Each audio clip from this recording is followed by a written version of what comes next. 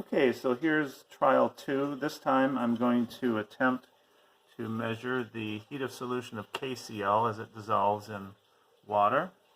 Here's the data that we're going to collect. So we're using 5.0 grams of potassium chloride, KCl, 100.0 mils of water, which is 100.0 grams. Our specific heat of the solution we're assuming is the same as water, 4.184 joules per gram degree C. Here's the temperature profile I'm expecting to observe, because when KCl dissolves in water, it's supposed to be endothermic, so it means the temperature should drop. Let's see what happens here. Let me move this aside.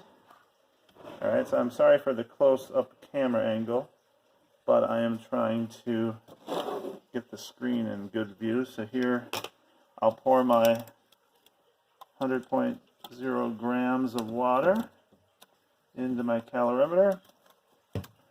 The water's been sitting out a while, so it should be in around the temperature I expect. Down here in the basement, it's around 17 Celsius. Let's see what it is. 17.5. I don't know if you can see that on the screen. Okay, I'll zoom in a little bit there.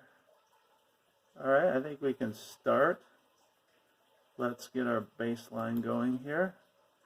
So you'll see, not terribly exciting. We're just acquiring a initial temperature, so I want to give it enough time to come to temperature of the room, which it looks like it is.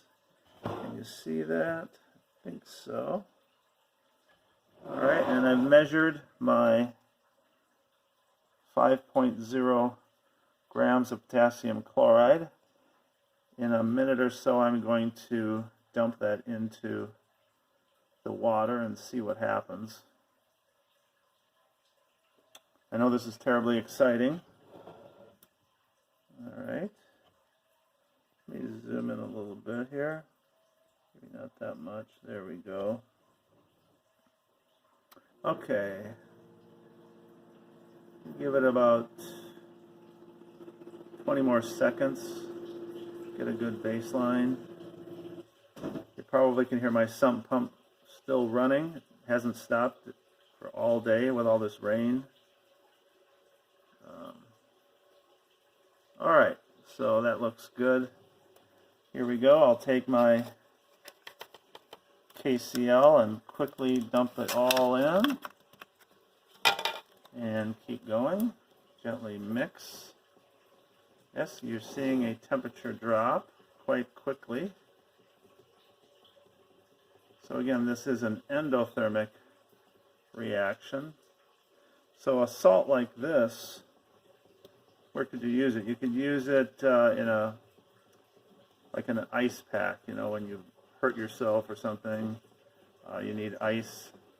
Those ice packs usually are salts like this that when you mix them with water, they have it's an endothermic heat of solution. So the temperature, we lose, the surroundings, us, and the cups, coffee cups, lose energy to the water. I should say the water and everything else. The surroundings are the water, the cups, everything. The system is the potassium ions and the chloride ions that are dissolving. So this graph is much more smooth than the last trial. Remember, I dissolved KOH in water, and that's an exothermic reaction. That graph did not look very good, but this one's looking much better. I'll try another trial with KOH and give you the result. Let's just let this go. It looks like it's not dropping too much. We want to make sure we're not stopping it too soon, so that, and you can see I'm not mixing it too much this time, because last time I had a spill and I got potassium hydroxide all over my table and kind of on my hands, and that is not good for your skin. KCl is pretty harmless stuff. It's just like, it's actually, you can use it as, I believe you can use it as a salt substitute for food. Instead of sodium chloride, people take potassium chloride and flavor their food, so it's supposed to have a similar sort of effect on food. Yeah, that looks like it's pretty stable. Let's give it another. I have it set for 600 seconds here on the screen, total scale, but I don't think we'll need to go that far. Looks like it's leveling off. It's kind of, I don't want to over mix it here because the probe could get, the data could get a little jumpy, but this looks pretty smooth. All right, we'll go for about 20 more seconds and I'll stop, and then I'll show you how we measure the initial and final temperature again, and then you can transfer that to your data table in your lab report. Okay, just a little bit more.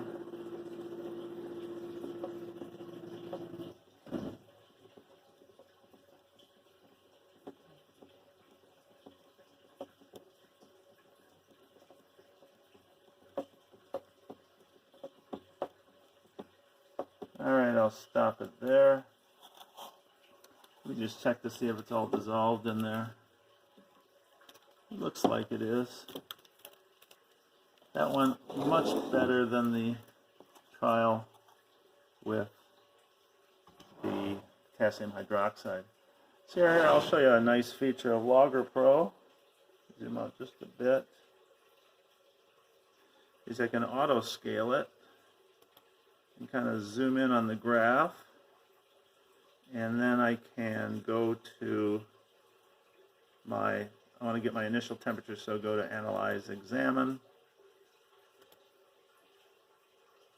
It looks like my initial temperature is, as you can see on the screen down here, 17.5 degrees. So that's your T sub I for your graph, for your data table. And then it dropped down to, geez, it kept dropping, but let's just go down to about here. It dropped down to about 16.2, you can see. So there's your final temperature, 16.2 degrees Celsius. So I don't think I need to run another trial with this salt. That worked pretty well. But I'll run another trial with KOH, and if it works well, I will post the graph or make a short little video and show you what it looks like. But I won't bore you with running through the experiment again. I think you get the point with using a coffee cup calorimeter. So we'll see you in the next video.